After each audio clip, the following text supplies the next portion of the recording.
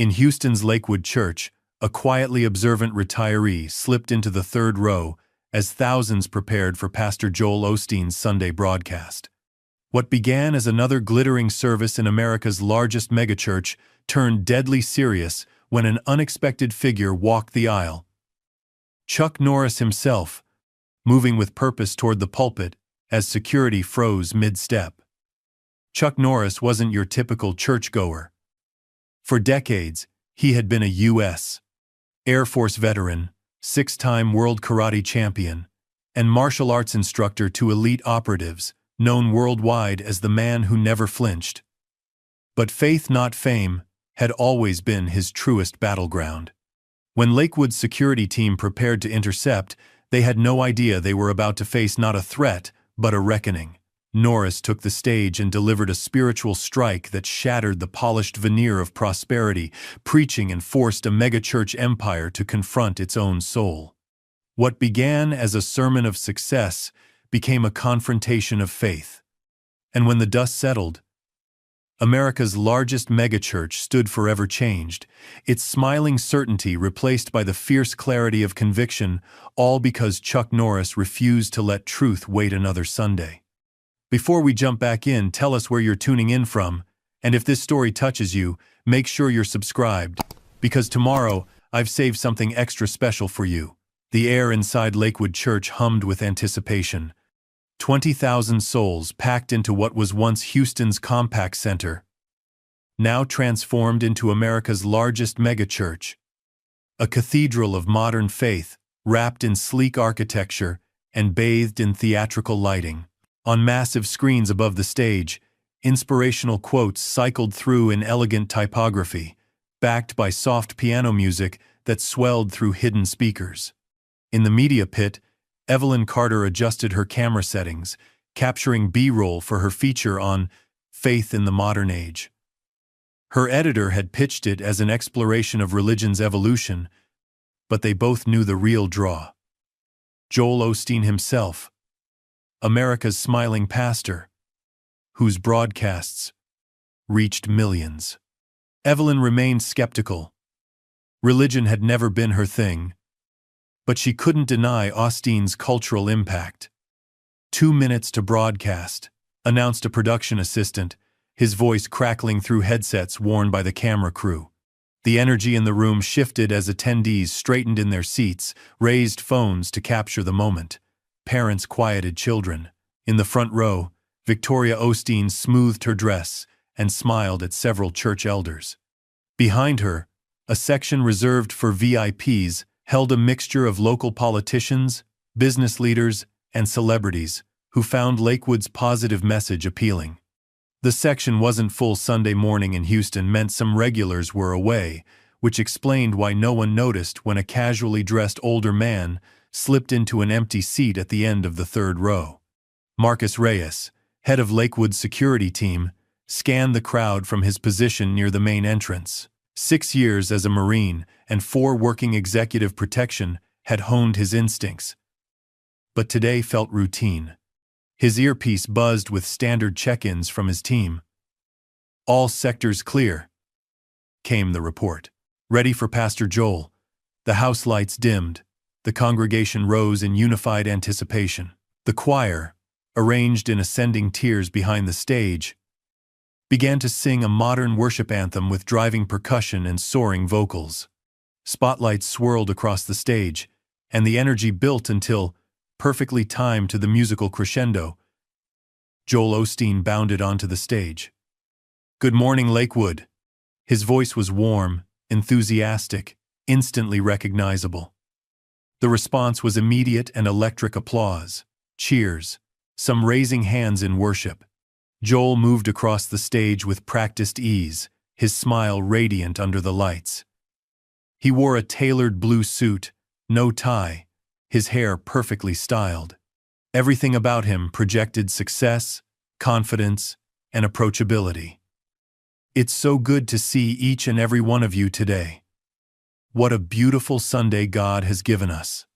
Joel's voice carried through the state-of-the-art sound system, wrapping the congregation in its warmth.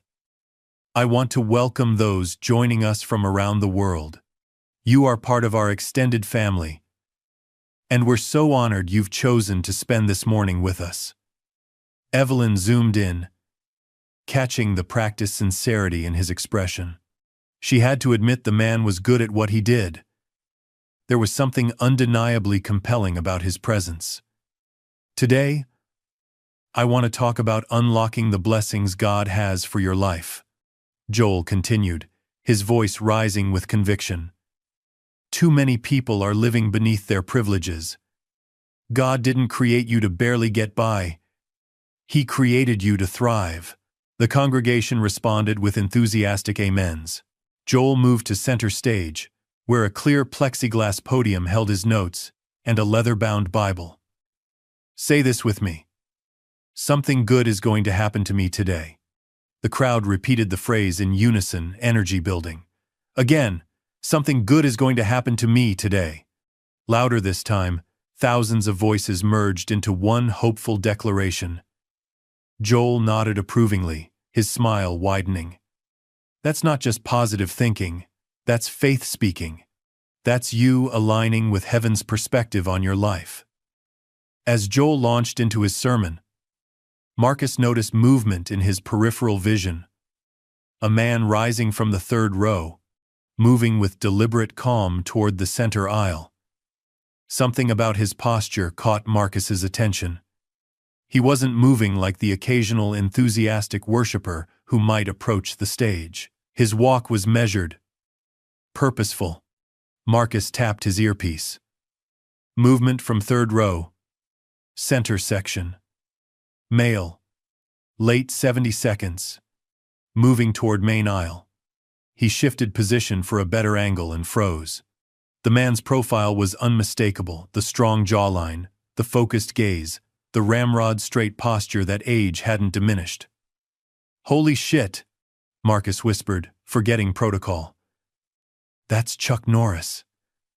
The legendary martial artist and actor moved steadily forward, his expression unreadable. He wore no disguise, just jeans, boots, and a simple button-down shirt under a suede jacket.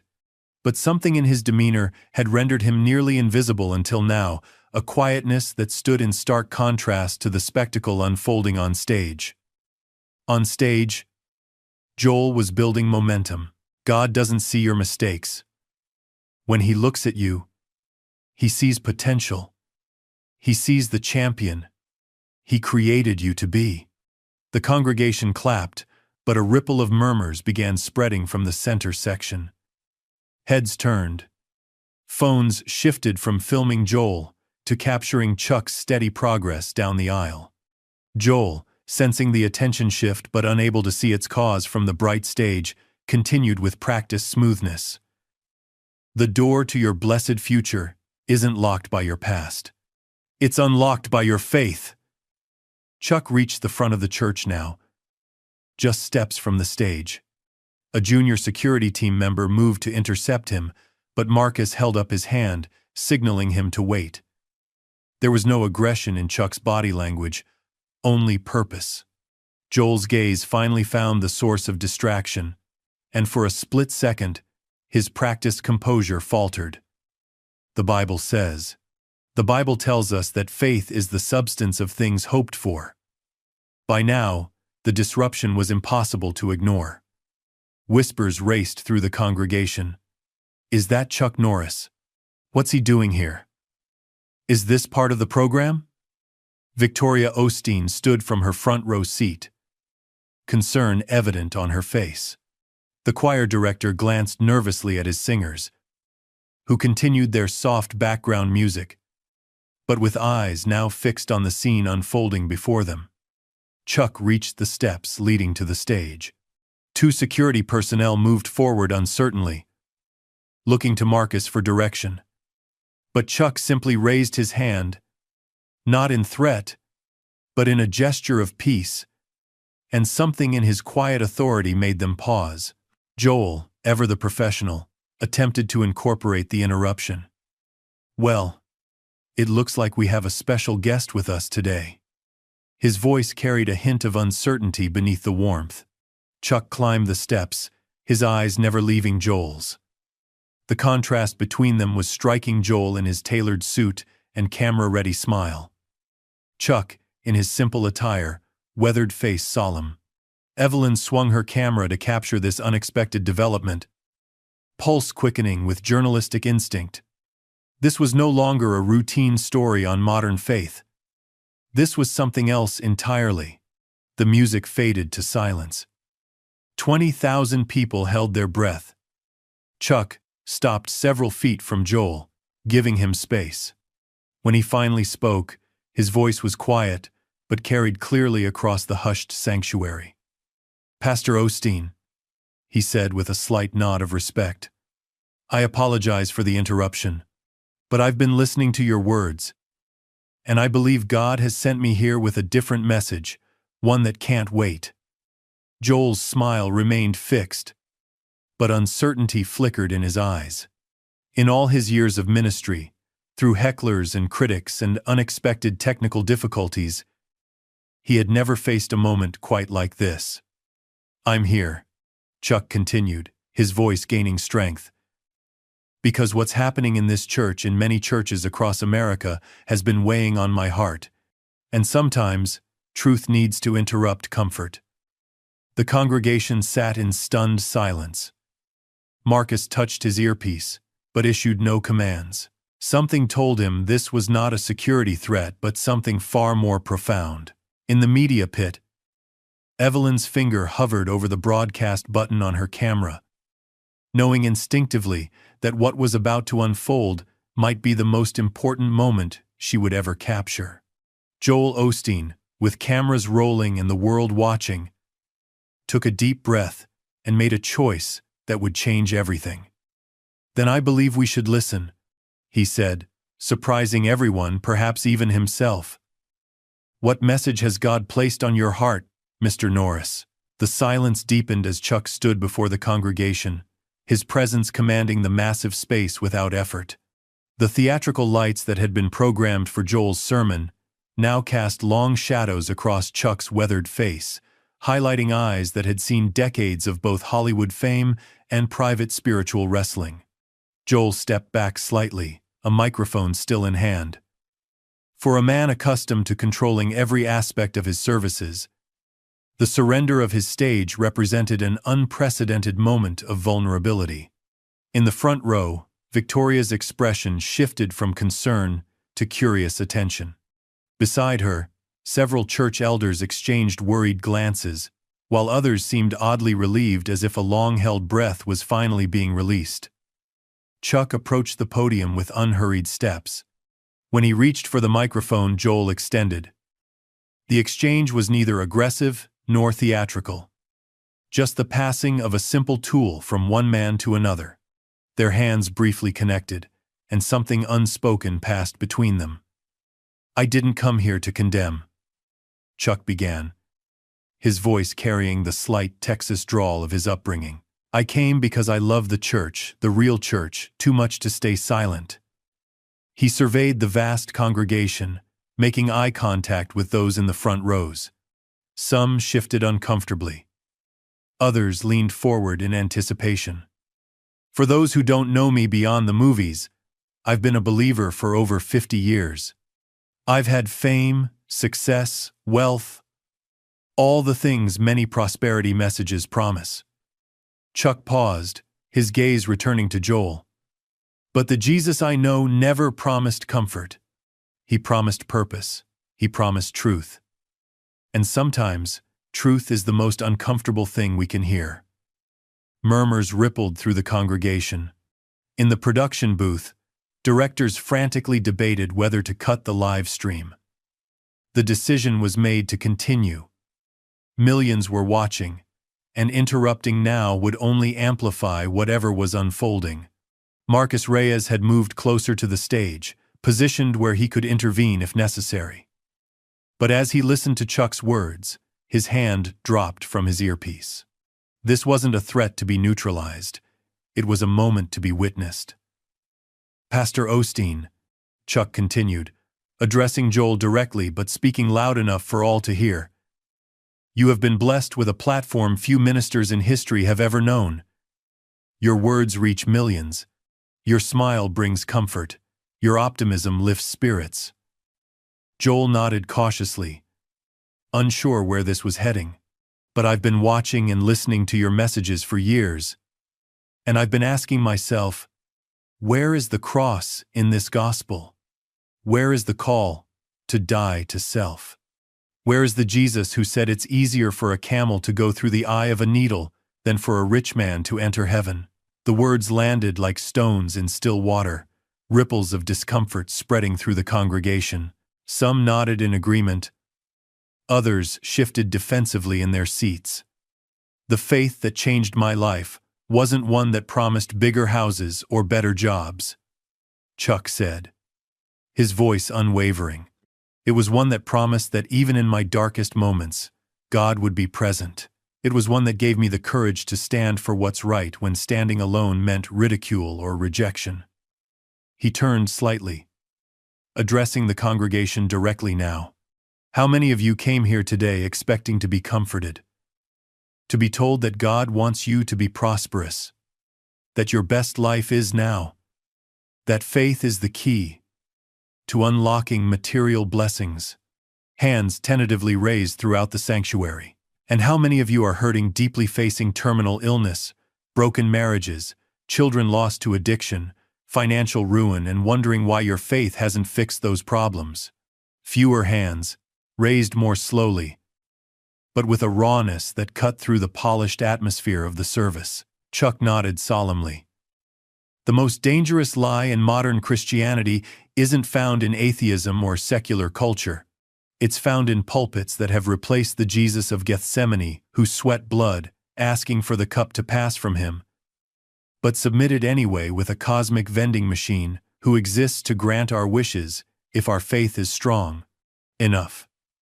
In the media pit, Evelyn had stopped taking notes, her recorder capturing everything as she watched, transfixed. Raised without religion, she had approached this assignment with professional detachment.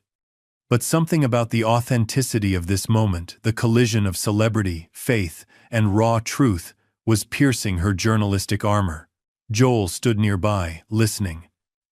His expression was complex discomfort, mingled with what appeared to be genuine reflection. This was not how he had planned his Sunday message, but something kept him from reclaiming the stage.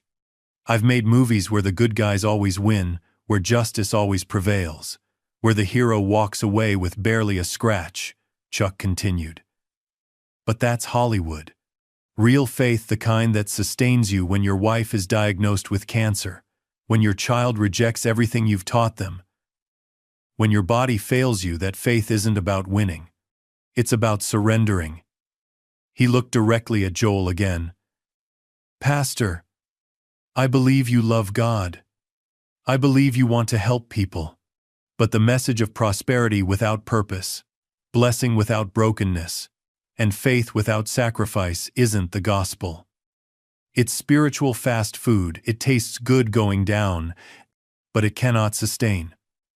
Victoria Osteen had risen from her seat and now stood at the edge of the stage, her presence a silent support for her husband in this unexpected moment. Her expression was not defensive but attentive. Chuck noticed her and acknowledged her with a respectful nod. The strength of a ministry isn't measured by the size of its building or the reach of its broadcast. It's measured by its willingness to speak truth even when truth isn't marketable. Joel finally stepped forward, accepting a second microphone from an assistant. The congregation held its collective breath, social media feeds exploding as millions watched what would happen next. "Mr. Norris," Joel began, his voice steady despite the circumstances, "I appreciate your passion and your concern, and I want to hear more. But may I respond briefly?" Chuck nodded, extending the same respect he'd been shown. "For years, I've heard criticism that my message focuses too much on blessing and not enough on suffering," Joel said. "And perhaps some of that is fair. But I've sat with the broken. I've prayed with the dying. I've seen how many people come to church already beaten down by life, already told they're not enough." His voice grew stronger, as he continued. My father taught me that the world will remind you 1,000 times what you can't do, what you've done wrong, why you don't deserve God's love. He believed, and I believe, that the church should be the one place that reminds you that God sees beyond your failures. Chuck listened intently, his expression revealing neither agreement nor disagreement. But, Joel added, and the single word seemed to cost him something, if in trying to lift people up, I've created an incomplete picture of faith, one that promises mountaintop experiences without valleys, then that's something I need to reflect on. A murmur of surprise passed through the congregation. In all his years of ministry, through controversies and criticisms, Joel Osteen had rarely conceded any ground publicly. Telling and preparing this story took us a lot of time, so if you are enjoying it, subscribe to our channel. It means a lot to us. Now back to the story. Marcus, still watching from the side, felt something shift in the atmosphere, tension giving way to something more sacred, more authentic than anything he'd witnessed in his years of service at Lakewood. Perhaps, Joel said, glancing around at the thousands of faces turned toward him. We all need to be reminded that real faith isn't measured by how much God changes our circumstances, but by how much He changes us through our circumstances. It was as if the air itself had changed in the vast sanctuary.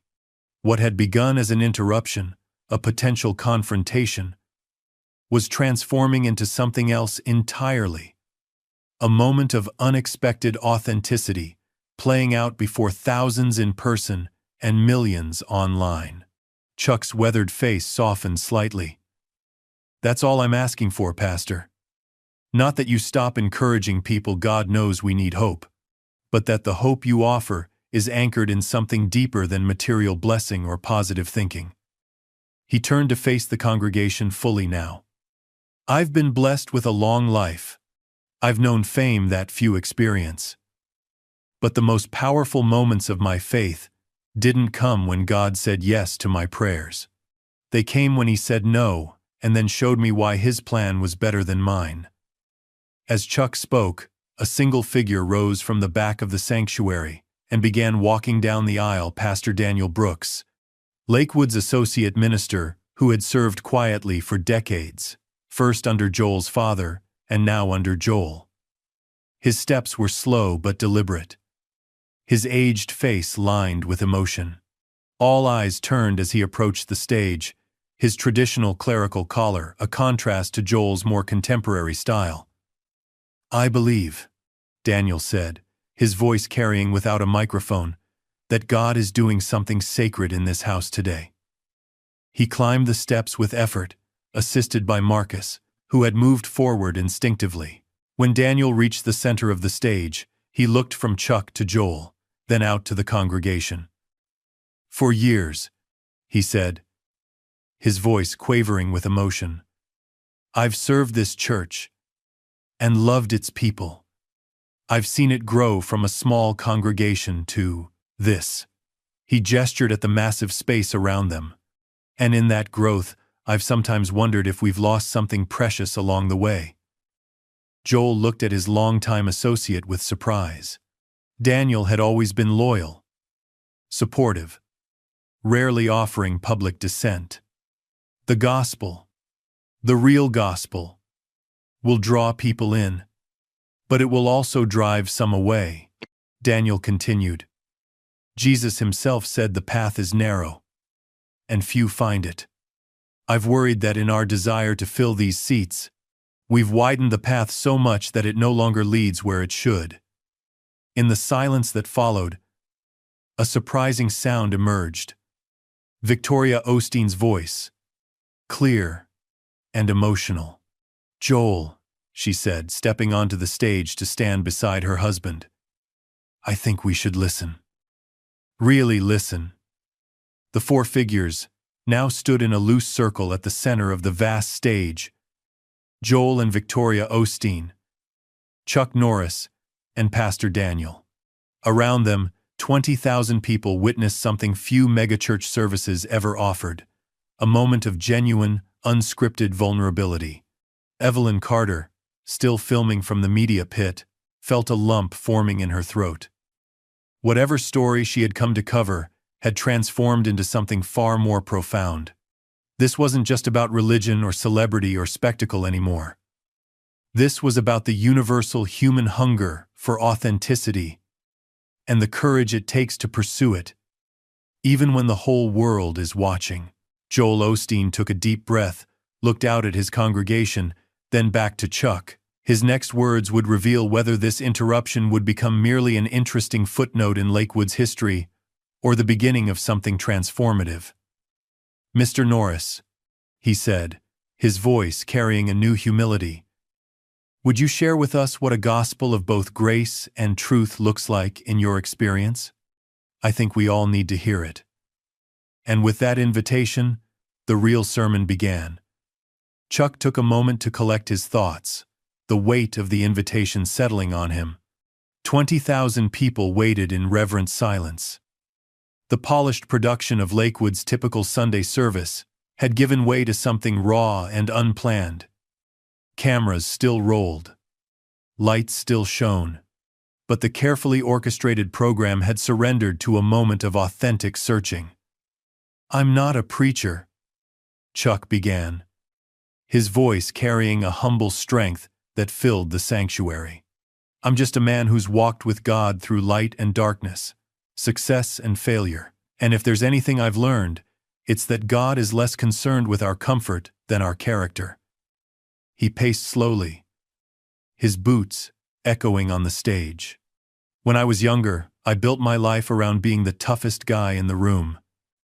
6 world karate championships, Hollywood calling, my face on posters and magazine covers." Chuck shook his head slightly. "I had everything the world says should make you happy, and I was empty." Joel listened intently, standing beside Victoria and Daniel. The 4 of them created an unexpected picture: the polished televangelist, his supportive wife, the aged traditional pastor, and the weathered action star united in a moment of unexpected vulnerability. "Then I met a man named Carlos," Chuck continued. "A chaplain on a movie set who didn't care about my fame or my kicks. He cared about my soul. He didn't tell me Jesus would make me more successful. He told me Jesus would make me more human." The congregation leaned in, social media temporarily forgotten as the power of story captivated them. "I accepted Christ in my 30s, but it took decades to understand that following him isn't about getting what you want. It's about becoming who you were created to be." Chuck's voice grew stronger. "And sometimes that transformation hurts. Sometimes it costs you everything." He turned to face Joel directly. "Pastor Osteen, you've built a ministry that makes people feel good. And there's value in hope. Real, genuine hope. But hope without truth is just wishful thinking." Joel nodded slowly, his usual smile replaced by thoughtful attention. "The Bible I read," Chuck continued, addressing the congregation again, "tells the story of a God who doesn't remove suffering, but redeems it, of disciples who didn't gain wealth but gained purpose, of a Savior who promised that in this world we would have trouble, but that he had overcome the world." Marcus Reyes, still positioned near the stage, found himself nodding in agreement. As a Marine, he had seen the worst of humanity in combat zones. The platitudes of prosperity gospel had never matched his experience, but he'd remained at Lakewood out of loyalty to the community. Now, hearing Chuck articulate the disconnect he'd felt for years, something inside him resonated deeply. "I remember filming a scene once," Chuck said, his tone shifting to storytelling, "where my character was supposed to show no pain while taking a beating. The director kept saying, 'Less reaction, Chuck, you're indestructible.' And I thought, what a terrible message. What human being is indestructible? What person doesn't feel pain?" He gestured to the vast space around them.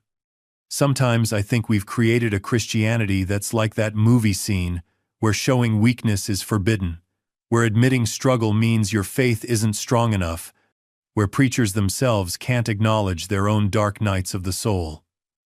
In the media pit, Evelyn scribbled notes frantically, capturing every word. Despite her secular background, something about the authenticity of this moment transcended religious boundaries. This wasn't about theology anymore, it was about truth-telling in an age of performance. Chuck's gaze swept across the congregation. How many of you have ever felt like your struggles mean God has abandoned you? How many have been afraid to admit depression, doubt, or failure because it might suggest your faith is weak? Hands rose tentatively throughout the sanctuary. First a few, then dozens, then hundreds. Among them was Victoria Osteen's, raised with quiet courage. The gospel, the real gospel, isn't that Jesus takes away our pain, Chuck continued. It's that he enters into it with us. It's not that faith shields you from suffering, it's that faith gives meaning to suffering. He turned back to Joel. Pastor, you have an opportunity that few will ever have to speak truth to millions. Not just the easy truths that fill seats, but the hard truths that transform lives. Joel stepped forward, emotion visible on his face. Mr. Norris, I hear you. And there's wisdom in your words. But may I ask, what would you have me do? Tell people God wants them to suffer? That their prayers won't be answered? It was a genuine question, not a defensive retort. Around the sanctuary, many nodded, equally curious about the answer. Chuck shook his head. No. Keep telling them God loves them because He does.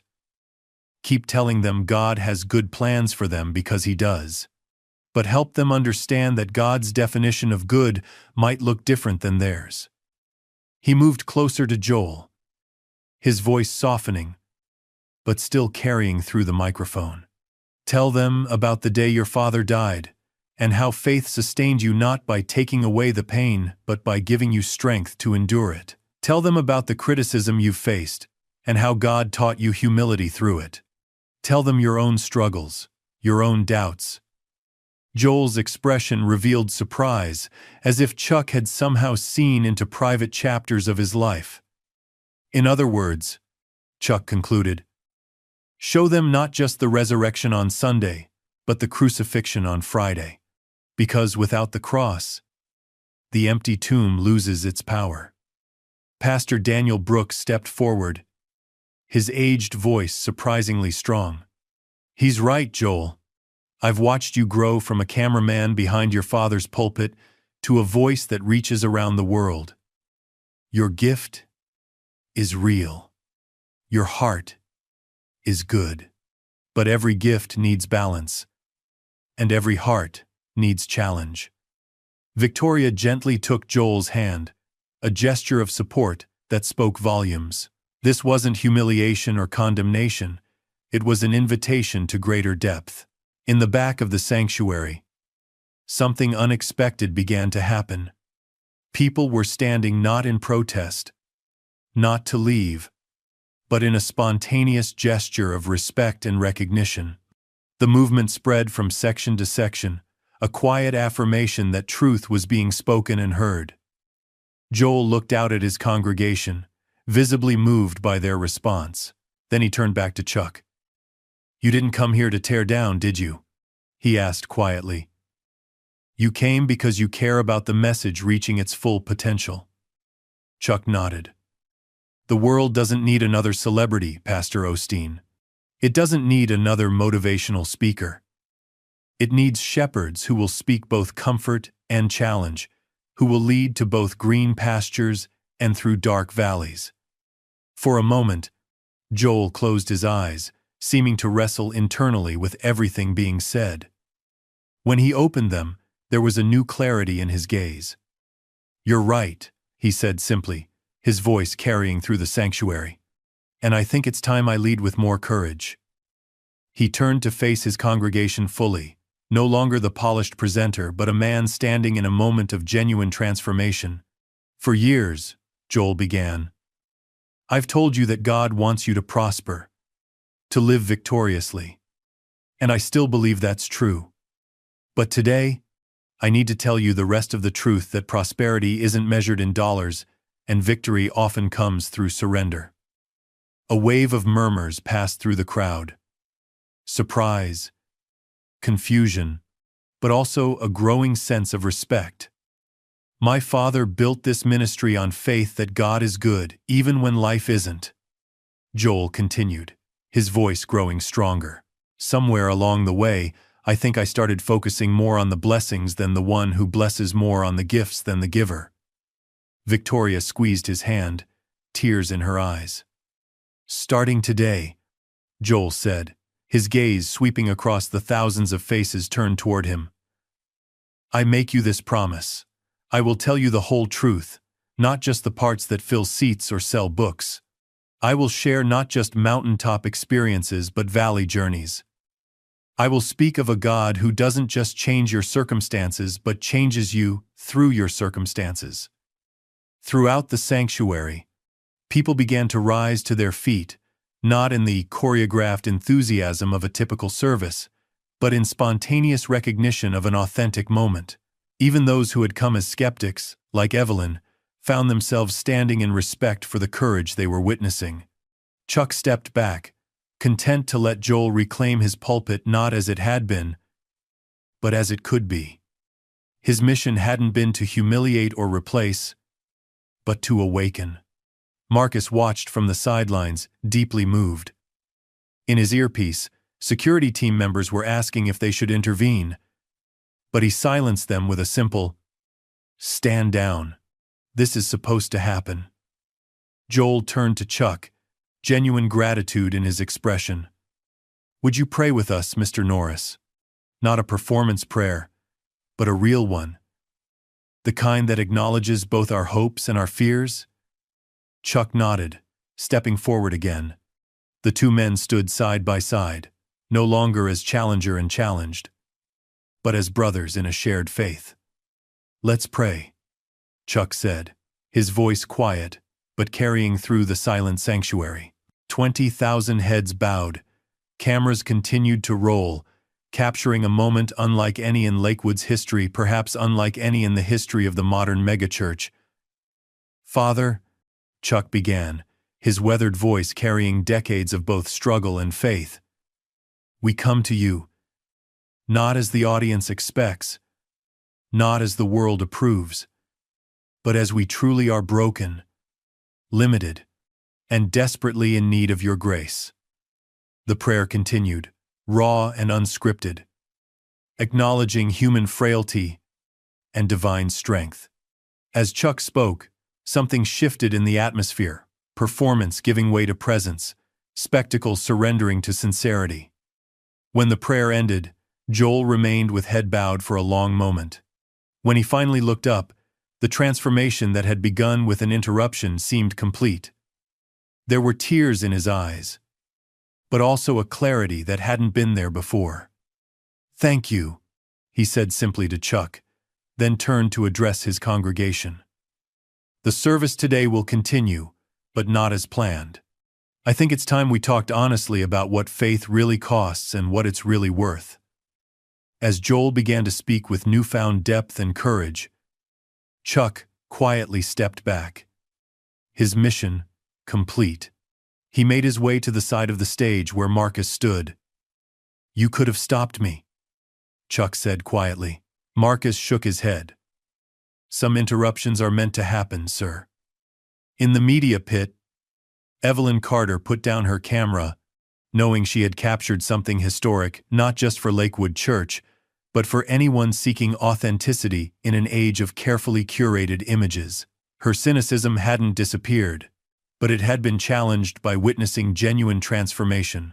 As Chuck slipped away from the spotlight, making his exit as quietly as he had entered, the true impact of his intervention was just beginning to unfold, not in shouts or spectacle, but in the sacred silence of hearts being changed, one truth at a time.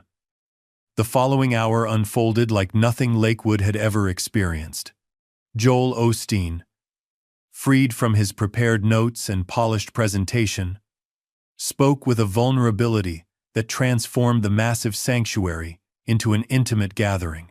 The programmed lighting sequence had been abandoned, house lights raised so speaker and congregation could truly see each other.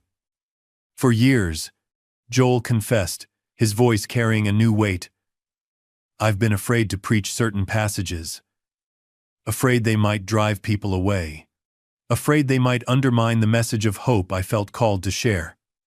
He held up his Bible, the leather worn from use. But this book doesn't give us the luxury of selective reading. The God who promises to bless us is the same God who calls us to carry our cross. Throughout the sanctuary, the atmosphere had shifted from entertainment to reverence. Phones had largely been put away, social media updates forgotten, as something more authentic commanded attention. Victoria had taken a seat in the front row. Her expression, a mixture of pride and solemn reflection. Beside her, Pastor Daniel nodded encouragement as Joel navigated this uncharted territory. In the media section, Evelyn watched, transfixed. Her cynical journalist's eye had been trained to spot manipulation, to see through performance. But what she witnessed now carried the unmistakable ring of authenticity, a public figure risking his carefully constructed image for something more valuable. "I want to tell you about my darkest moment," Joel said, settling onto a stool that an assistant had brought to center stage. The casual posture itself was a departure from his typical dynamic presentation. Not because it makes for a good story, but because it might help you understand that faith isn't about avoiding valleys, it's about finding God in them. He spoke of his father's sudden death in 1999, just days before Joel was scheduled to preach his first sermon. He described the crushing grief, the panic attacks that few knew about, the crisis of confidence that nearly derailed his ministry before it began. The prosperity gospel has no good explanation for moments like that, Joel admitted. If positive thinking and strong faith are all it takes to receive blessing, then what does it mean when tragedy strikes anyway? Does it mean your faith wasn't strong enough? That God failed you? That the promises aren't real? Throughout the congregation, people leaned forward, captivated by questions that many had wrestled with privately but rarely heard addressed from the pulpit. "The truth I've been afraid to emphasize," Joel continued, "is that God's greatest work often happens not despite our suffering but through it. Not by removing obstacles but by transforming us as we face them." From the back of the sanctuary, a man's voice called out not in anger but in desperate need. "Then where was God when my daughter died of cancer? Where was the blessing in that?" In a typical Lakewood service, such an interruption would have been quickly managed by ushers. But Joel raised his hand, signaling that the question deserved acknowledgement. "I don't know," he answered honestly, his amplified voice carrying to every corner of the sanctuary. "And I've been afraid to say those 3 words for a long time. I've been afraid that admitting the limits of my understanding might undermine your faith. But real faith doesn't require perfect answers. It persists even in the face of unanswerable questions." The man who had called out remained standing, tears visible even from a distance. "What I can tell you," Joel continued, addressing him directly, "is that God was present in your pain, even if you couldn't feel him, that your daughter's worth isn't measured by the length of her life, but by the love that defined it, and that the gospel promises not that we won't suffer, but that our suffering will never be meaningless." The raw honesty of the exchange created a ripple effect through the congregation. Here and there, people began to stand, not in protest, but in solidarity, in recognition of shared human experience. Marcus Reyes, still at his post near the stage, found himself unexpectedly moved. He had served at Lakewood out of respect for the community, even while privately questioning aspects of its message. Now, witnessing a moment of genuine transformation, he felt the first stirrings of something he'd almost forgotten: hope, that faith could be both authentic and powerful. Victoria made her way to the stage, joining her husband in this unexpected moment of ministry. Her presence wasn't scripted or announced, but it carried a silent power, the support of a partner willing to walk through both triumph and transformation. "I think," Joel said, looking at her with genuine gratitude, "that it's time we create space for real questions, real doubts, real pain. The church should be the one place where we don't have to pretend." He turned back to the congregation, a new conviction in his voice. "Chuck Norris didn't come here today to condemn our ministry. He came to challenge it to be more, to reach deeper. And I believe that challenge was divine." Near the back exit, Chuck stood quietly watching, having circled around after leaving the stage. He had no desire for the spotlight, only to witness whether his intervention would bear fruit. What he saw moved him deeply, a man of enormous influence, choosing humility over pride, authenticity over performance. Pastor Daniel Brooks slowly made his way to center stage, his aged frame moving with purpose despite physical limitation. When he reached Joel and Victoria, he embraced them both, tears flowing freely down his weathered face. "This," Daniel said, his voice breaking with emotion, "is the ministry I've been praying for all these years. Not bigger, not more famous, but truer." The unplanned tableau they created, Joel and Victoria, flanked by the elderly. Pastor Daniel spoke volumes about continuity and change, tradition and transformation. There was no triumphalism, no theatrical declaration of a new era. Just human beings acknowledging their limitations and reaching for something more authentic. In the media pit, Evelyn lowered her camera, realizing that some moments shouldn't be filtered through a lens. This wasn't just a story anymore, it was a turning point, not just for Lakewood Church but potentially for the broader conversation about faith in modern America. "I want to close our time together differently than usual," Joel said, his voice steady but vulnerable. "Not with promises that everything will work out perfectly in your life, but with an invitation to bring your whole self to God, doubts, fears, failures, and all." He stepped away from the podium, away from the protective barrier of professional presentation, and stood at the edge of the stage. "Some of you came today expecting inspiration, and instead, you got interruption. Some came for comfort, and instead you got challenge. I believe that wasn't accident but providence." Throughout the sanctuary, a new kind of silence had settled. Not the hush of entertainment anticipation, but the quiet of genuine reflection. The massive screens that typically projected Joel's image now remained dark. The focus wasn't on amplification but on connection. "We won't be selling books or DVDs in the lobby today," Joel continued, the statement itself marking a profound shift. "Instead, we'll have prayer teams available not to offer easy answers, but to sit with you in your questions." Victoria stepped forward, her hand finding Joel's. "And Joel and I will be there too, not as celebrities but as fellow travelers, equally in need of grace." As the service drew to its unplanned conclusion, something remarkable began happening throughout the sanctuary. People turned to one another. Strangers connecting, sharing quiet words, exchanging contact information. What had begun as an audience was transforming into a community. Marcus watched as the man who had questioned Joel about his daughter's death was surrounded by others who had experienced similar loss, not to silence his pain with platitudes, but to acknowledge its validity, to bear witness. Near the main exit, Chuck Norris prepared to slip away unnoticed, his mission complete. But as he turned to leave, he found himself face to face with Pastor Daniel. "You knew this would happen," Daniel said quietly. Not as accusation, but as recognition. Chuck shook his head slightly. "I knew it needed to happen. Whether it would." He glanced back toward the stage, where Joel and Victoria were embracing tearful congregants. That required courage on his part. Daniel nodded, understanding the distinction. Sometimes the greatest act of faith is admitting we don't have all the answers. And sometimes, Chuck replied, The greatest sermon is the one that gets interrupted. The two men shared a moment of mutual respect. Then Chuck slipped out the side door into the Houston sunshine. His name wouldn't appear in the church bulletin. His face wouldn't be featured on the ministry website. But his impact would ripple forward in ways that even he couldn't fully anticipate.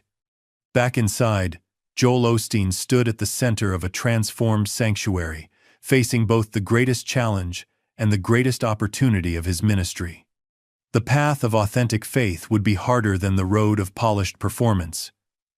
It would require more vulnerability, more humility, more willingness to sit with unanswerable questions. But as he looked out at the faces before him, some tear-streaked, some confused, but all fully present in a way they hadn't been before, he knew that Chuck Norris had given him not a public humiliation, but a sacred gift. The chance to rediscover the heart of his calling, to lead not from a platform, but from broken wholeness. And in that moment, something shifted permanently in Joel's understanding of ministry. Success wasn't measured in broadcast reach, or book sales, or building size. It was measured in truth spoken, in pain acknowledged, in the courage to say both, "I believe," and "I don't know," with equal conviction. The show was over. The ministry had just begun. Monday morning arrived with the relentless intensity of the Texas Sunday. Joel Osteen sat in his office at Lakewood Church, staring at his computer screen where social media exploded with reactions to yesterday's unprecedented service. Number Chuck Interruption and number Lakewood Awakening were trending nationally. Clips of the exchange had been viewed millions of times overnight. The responses ranged from cynical mockery to profound gratitude, from accusations of stage theatrics to testimonials of life-changing impact. What had been an intensely personal moment of reckoning was now public property, dissected and debated by strangers who hadn't been present to feel the weight of authenticity that had filled the sanctuary. A gentle knock at the door broke his concentration. Victoria entered, carrying 2 cups of coffee. The routine was familiar, Monday morning reflection, planning the week ahead. But nothing else about this Monday followed the established pattern. "How are you?" she asked simply, setting his coffee beside him. Joel sighed, running a hand through his hair. Overwhelmed, uncertain, and strangely free. Victoria smiled, understanding immediately.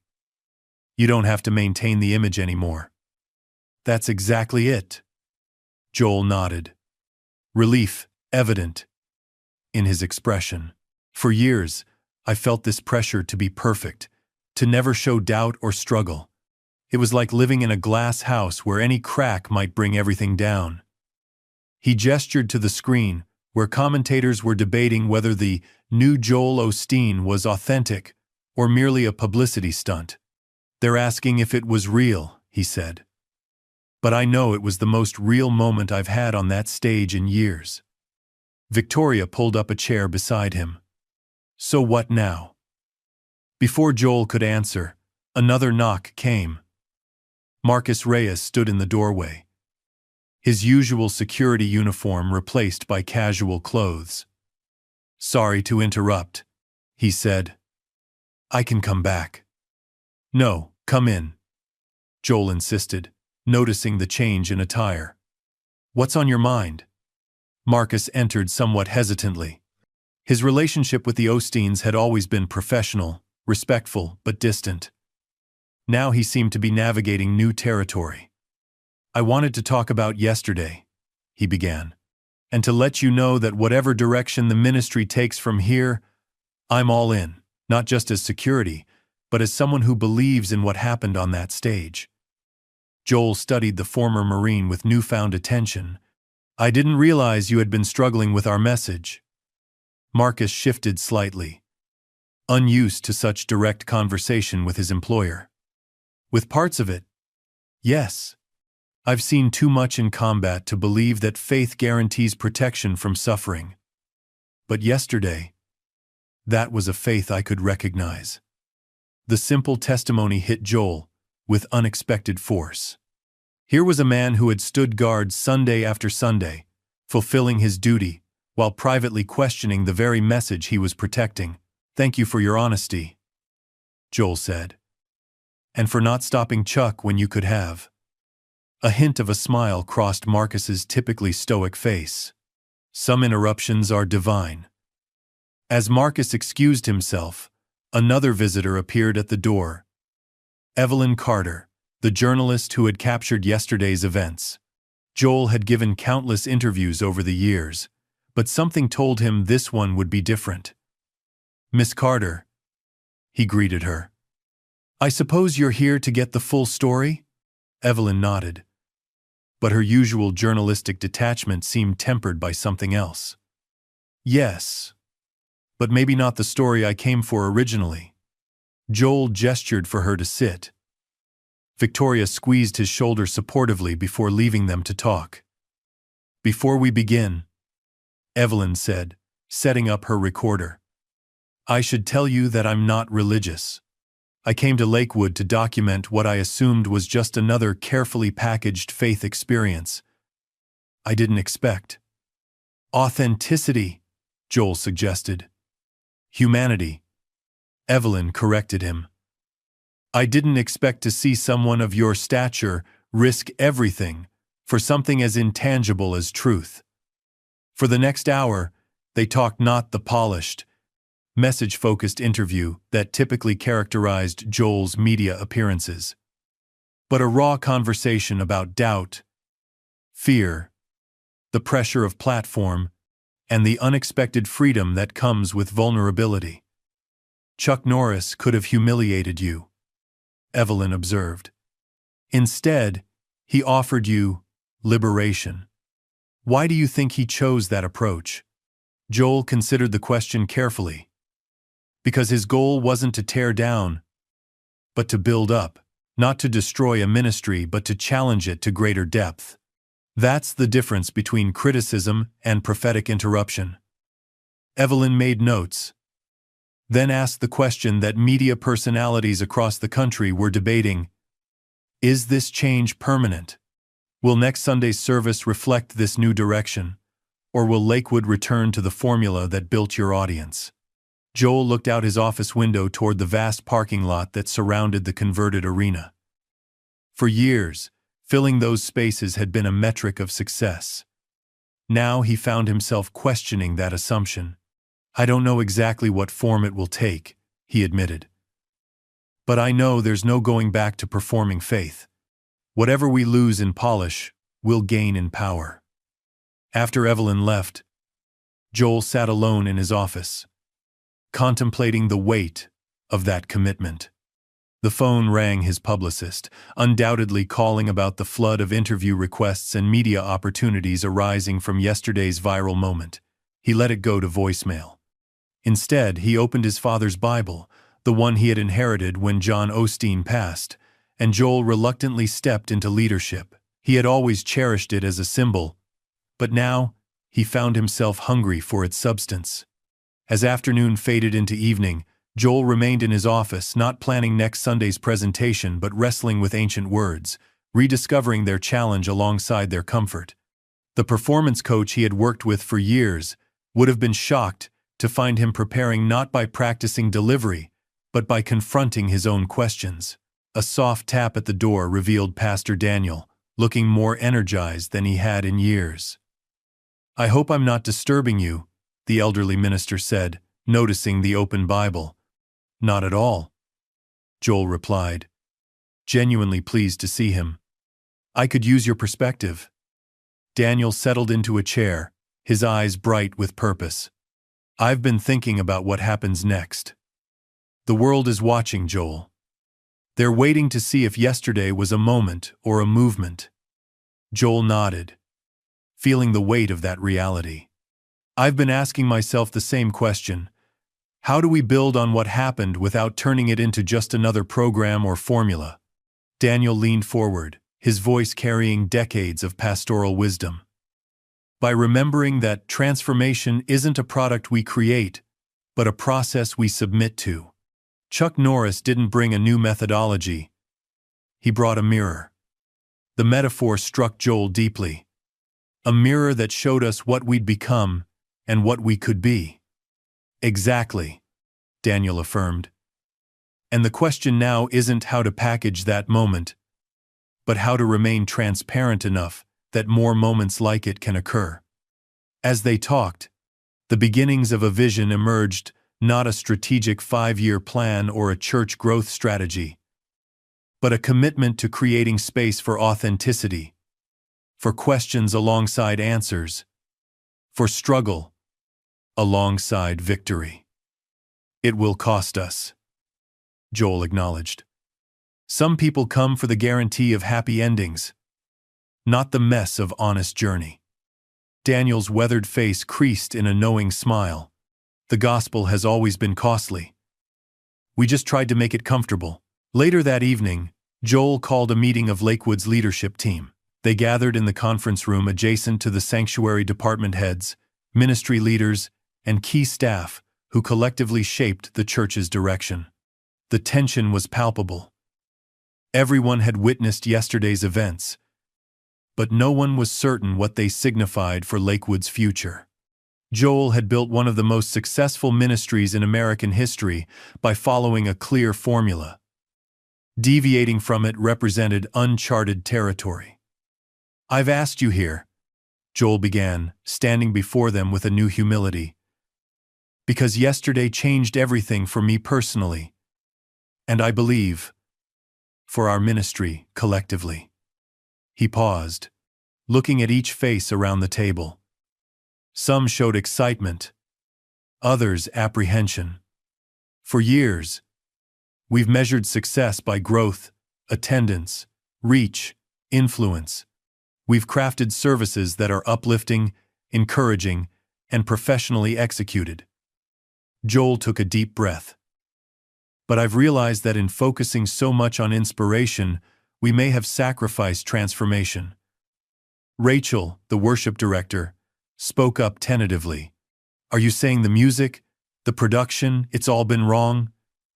Joel shook his head. "Not wrong, but incomplete. Excellence isn't the problem.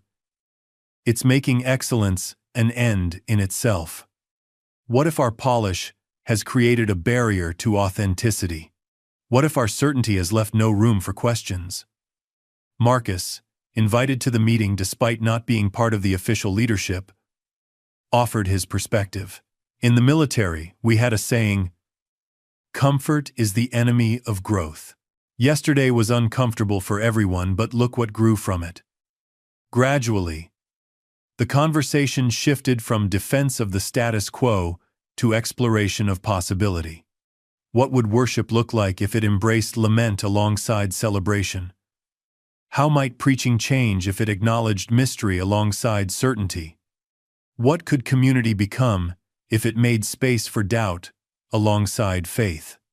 By the time the meeting concluded, no formal decisions had been made. No programs launched. No initiatives announced. But something more fundamental had shifted: a willingness to risk the successful for the significant, to value depth over breadth. As the team dispersed, Pastor Daniel lingered behind with Joel. "You know," the elderly minister said, "I've been thinking about Chuck. He didn't stay for the aftermath. He didn't claim credit or seek attention." Joel nodded thoughtfully. "He came to deliver a message, not to build a platform." "There's a lesson in that too," Daniel observed. "Sometimes the greatest impact comes from those who don't need the spotlight." The week unfolded in a whirlwind of media coverage, internal discussions, and personal reflection. By Thursday, Joel had declined every major interview request, issued no formal statements, and focused instead on an intensive process of listening to his staff, to congregation members, to his own long-suppressed questions. Victoria found him late Thursday evening in the empty sanctuary, sitting alone in the front row, looking up at the massive stage. "Nervous about Sunday?" she asked, sliding into the seat beside him. Joel smiled ruefully, terrified. For 20 years, I've known exactly what a Lakewood service should look and feel like. Now, I'm stepping into the unknown. Victoria took his hand. Not alone. No, he agreed, not alone. They sat in comfortable silence, contemplating the space before them, a space that had hosted thousands of polished performances and one moment of raw authenticity. Do you think Chuck will come back? Victoria wondered. Joel shook his head. I don't think that was ever his intention. He came to awaken, not to lead. Like a modern-day prophet, Victoria mused. Enter. Deliver the message. Exit. As Sunday approached, the anticipation built not just within Lakewood's congregation, but across the country. Would the transformation be lasting or temporary? Had Joel Osteen truly changed? Or would market forces and institutional momentum pull him back to the formula that had built his success? What no one could see, what cameras couldn't capture, was the profound inner work taking place, a pastor rediscovering his calling, a congregation awakening to deeper hunger, a community beginning to value authenticity over performance. By the time Sunday morning dawned, the national media had arrived in force, parking satellite trucks outside Lakewood's sprawling campus. Social media buzzed with predictions and commentary. Some skeptics declared it all a publicity stunt. Others sensed the stirrings of genuine revival. But within the walls of the converted arena, something quieter and more profound was taking root, a return to the essence of faith, not as spectacle or self-help, but as the courageous journey of imperfect people pursuing a perfect God. The transformation had begun not with a dramatic declaration or a new program, but with a simple willingness to be interrupted by truth. And in that interruption, a door had opened to something authentic, enduring, and deeply human. As the first congregants began arriving, passing through security checks and finding their seats, there was a palpable sense of anticipation, not for entertainment, but for encounter. Not for performance, but for presence. The awakening had begun. The Texas dawn painted Houston's skyline in hues of amber and gold as a gentle winter breeze swept through the city streets. 6 months had passed since the Sunday that shook not only Lakewood Church, but sent ripples through the broader landscape of American Christianity. December had brought an unusual chill to the Gulf Coast region, forcing Houstonians to dust off rarely used winter coats and scarves. Inside Lakewood Church, physical warmth emanated from efficient heating systems, but a different kind of warmth permeated the atmosphere. The authentic connection of a community transformed through honest engagement with both faith and doubt. Evelyn Carter slipped into a back row seat, her documentary equipment packed away. Today she came not as a journalist but as a witness. Her notebook lay open on her lap, but the pages remained largely blank. What had begun as a routine assignment covering faith in modern America had evolved into a profound exploration of authenticity in religious spaces and had unexpectedly affected her own spiritual journey. Hard to believe it's been half a year, whispered a familiar voice. Evelyn turned to find Marcus Reyes settling into the seat beside her. The former security chief had undergone perhaps the most visible transformation since Chuck's intervention. He had exchanged his earpiece and tactical stance for the quieter role of church elder, his military discipline now channeled into building genuine community. "How's the documentary coming?" Marcus asked. "Final edits this week," Evelyn replied. "We premiere next month. I still can't believe how this story evolved."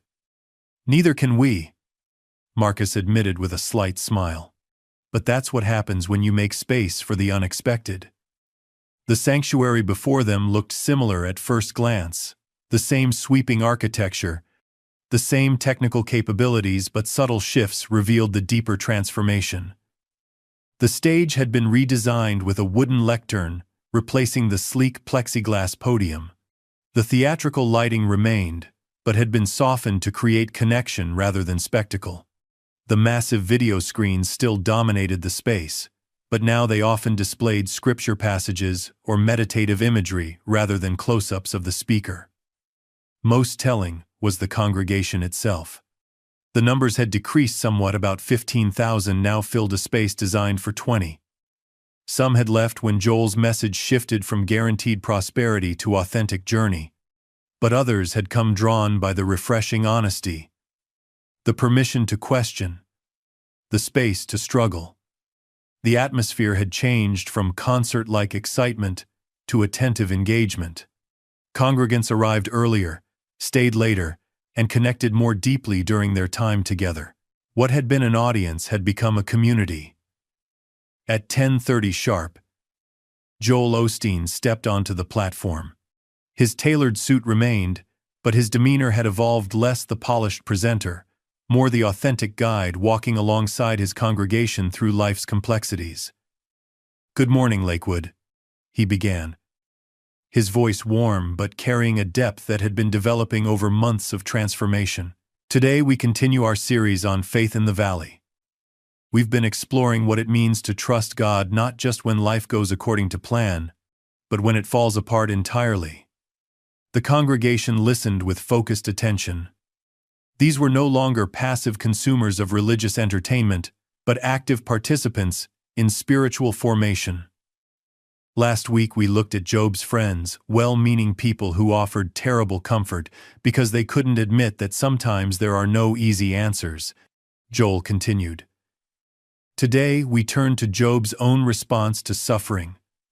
Honest, raw, sometimes angry, but ultimately authentic.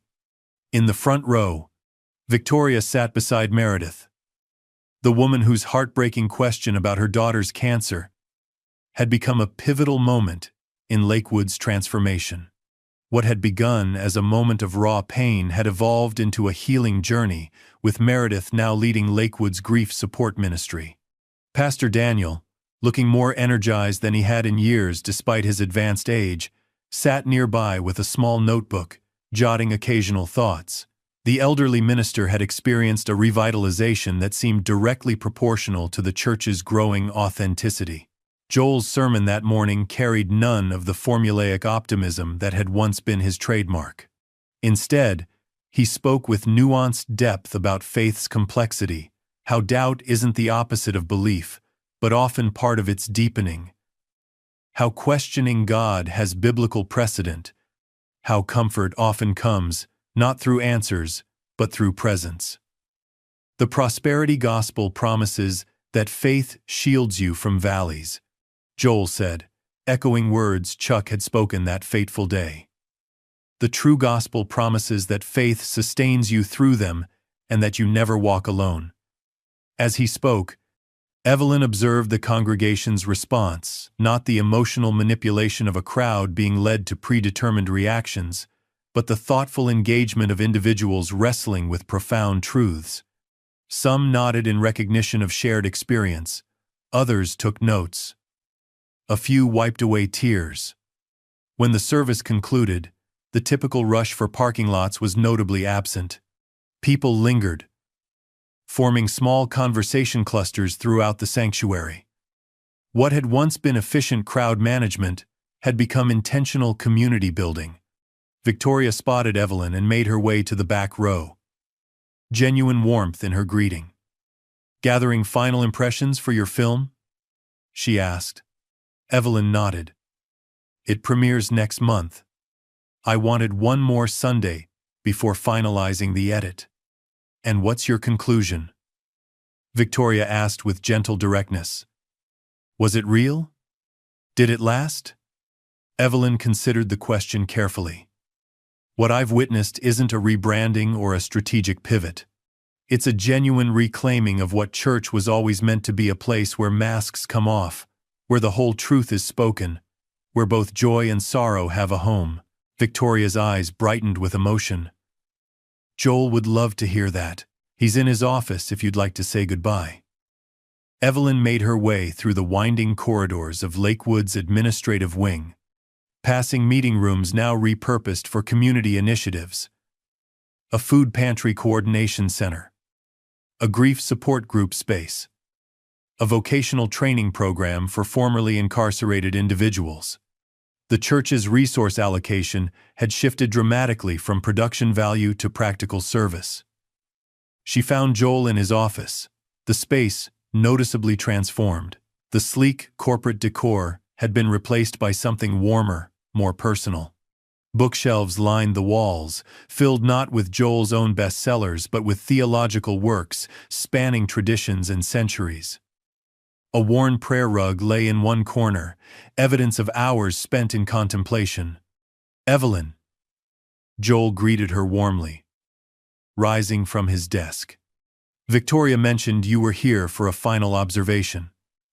The documentary premieres next month," she explained, settling into a chair across from him. "I wanted one more Sunday to round out the narrative." Joel smiled with genuine interest. "And what's the story arc you've settled on? Scandal? Redemption? Transformation?" "Truth," Evelyn answered simply. "The power of a single moment of truth to change not just an individual, but an entire community." Joel nodded appreciatively. "That's more insightful than most of the media coverage we've received." "Speaking of coverage," Evelyn ventured, "the ratings reports show your television audience has decreased by almost 40%. A shadow of old anxiety flickered across Joel's face, quickly replaced by peaceful resolve. "Yes. Some viewers wanted the polished, problem-free version of faith we used to offer. When we started acknowledging life's complexities, that faith doesn't exempt you from suffering, that questions are part of the journey, some changed the channel." "Any regrets?" Evelyn asked. Joel considered the question carefully. "I regret the years I spent offering people an incomplete gospel, one that emphasized blessing without cost, victory without struggle, faith without doubt. I don't regret the path we're on now, even with smaller numbers and tighter budgets." Evelyn made a note, then asked the question that had lingered throughout her project. "There's just one missing piece in my documentary. One voice we haven't captured." Joel understood immediately. "Chuck." "Yes. He's declined every interview request. No one has heard from him since that Sunday." Joel smiled, unsurprised. "That's consistent with who he is. He never wanted the spotlight. He wanted the message to be heard. But for the documentary, his perspective would add significant depth." Evelyn pressed gently. "Do you have any way to contact him?" Joel hesitated, then opened his desk drawer and withdrew a small, sealed envelope. This came about a month after that Sunday. No return address, but the handwriting. I knew who it was from. He handed it to Evelyn, who looked at him questioningly. "It's personal," Joel acknowledged. "But I think he would be okay with you reading it. It captures his heart better than any interview could." Evelyn carefully opened the envelope and unfolded a single sheet of paper covered in neat, masculine handwriting. "Joel, I've been following the changes at Lakewood from afar. What began as interruption has become transformation, not just of structure or style, but of substance. That took courage. Most men with platforms as large as yours choose security over sincerity. You chose differently. Faith isn't measured by the size of the crowd you draw, but by the depth of the truth you speak. The hardest sermons to preach are often the ones most needed. I won't be returning to Lakewood. My purpose wasn't to become part of your story, but to remind you of the story you're already part of, one where authenticity matters more than approval, where truth sometimes comes through unexpected messengers, and where real strength is shown not in dominating others, but in surrendering to something greater than yourself. Keep speaking truth, even when it costs. Keep making space for questions alongside answers. And remember that the gospel's power isn't in promising perfect lives, but in transforming imperfect ones. With respect and prayer, Chuck Norris Evelyn finished reading, deeply moved by the simple eloquence of the letter. She handed it back to Joel with genuine gratitude. "Thank you for sharing this. It's perfect, better than any interview could be." Joel carefully returned the letter to his desk. "He changed us, you know. Not by force or humiliation, but by truth, offered with respect. I don't think I fully understood the difference until it happened." As Evelyn prepared to leave, she had one final question. "Do you ever wish you could thank him in person?" Joel considered this thoughtfully. "I used to. But I've realized that the best way to thank him isn't through words, but through actions. By leading with authenticity, by valuing truth over popularity, by remembering that real ministry happens not in the spotlight but in the shadows where people actually live." The documentary premiered in January, to critical acclaim. The interruption captured not just the dramatic moment when Chuck Norris walked down the aisle of America's largest megachurch, but the lasting transformation that followed, a church reclaiming its prophetic voice, a pastor finding freedom in vulnerability, a community discovering that faith could be both intellectually honest and spiritually powerful. The film's final sequence showed Joel walking alone through the empty sanctuary early one morning, touching seats where lives had been changed, pausing at the spot where Chuck had stood. His voiceover, taken from Evelyn's final interview, provided the conclusion. "Sometimes the greatest act of faith isn't standing firm in what you've always believed. It's being willing to be interrupted by truth, even when that truth challenges everything you've built."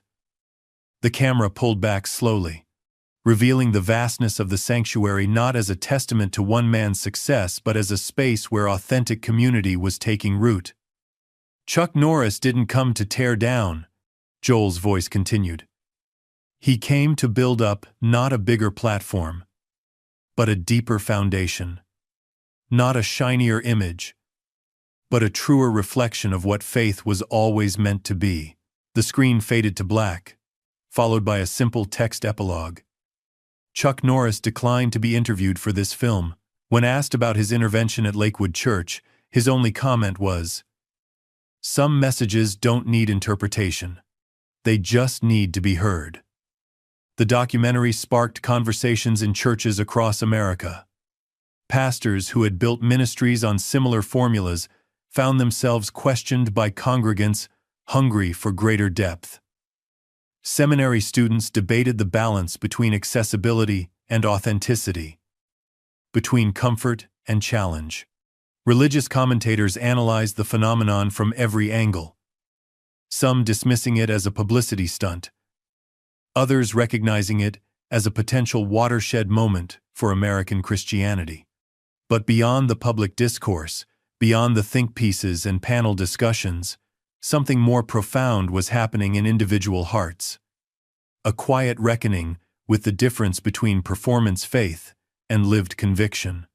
In a small rural church outside of Dallas, an elderly man sat in the back row, listening intently to a young pastor, struggling to find his voice. No one recognized him, just another congregant, seeking not entertainment but encounter, not performance but presence. Chuck Norris had never wanted fame or accolades for his actions at Lakewood.